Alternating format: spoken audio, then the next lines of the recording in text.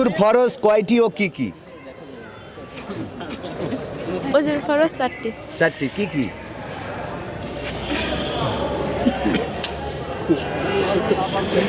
দাঁড়ান, মনে আছে কিন্তু হচ্ছে না, একটু দেরি মনে আছে করেন। কিন্তু মনে আসছে না। হয় করতেছি। আচ্ছা, উজুর ফরজ কয়টি ও কি কি মানে বলা যাবে না না? যাবে, আচ্ছা, ট্রাই দেরি করেন। করেন।